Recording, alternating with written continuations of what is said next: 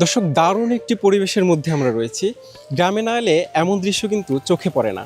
যারা শহরে বসবাস করেন তাদের ইচ্ছে থাকে ছুটির পরে বা কর্মব্যস্ততার মধ্যেও একটু গ্রামীণ পরিবেশে ঘুরে তারা সময় কাটাবেন, কিন্তু সময়ের অভাবে সেই সুযোগটা কিন্তু অনেকেরই হয়ে ওঠে না। দর্শক, আমরা এখন যে গ্রামটিতে রয়েছি এটি কিন্তু রাজধানীর মধ্যেই অবস্থিত এবং খুব সহজেই এখানে আসা যায়। আজ আমরা আপনাদের এই জায়গাটি ঘুরে দেখাবো এবং কিভাবে এখানে আসবেন সেটিই জানাবো। ঢাকা যেরকম চারদিকে শব্দ, গাড়ি ঘোড়া, একদম তার থেকে বিপরীত একটা ইয়া। মানে আমি তো গ্রাম থেকে উঠে আসা মানুষ, আমি আমার বাড়ি আর এটার মধ্যে কোনো পার্থক্য দেখতেছি না। মনে হচ্ছে আমি আমার এলাকা দিয়ে হাঁটতেছি।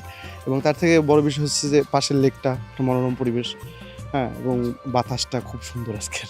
নেই কোনো কোলাহল, নেই গাড়ির শব্দ, আছে শুধু পাখির ডাক।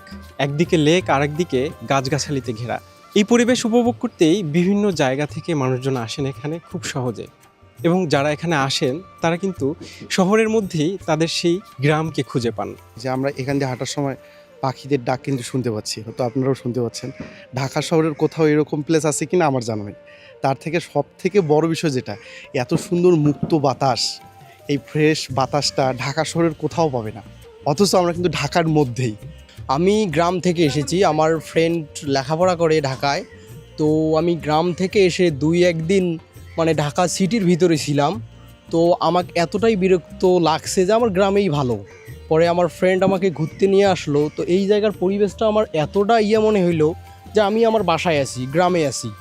বিশেষ করে এখানকার বাতাস মানে এতটা মনোমুগ্ধকর যা বলে বোঝাতে পারবো না।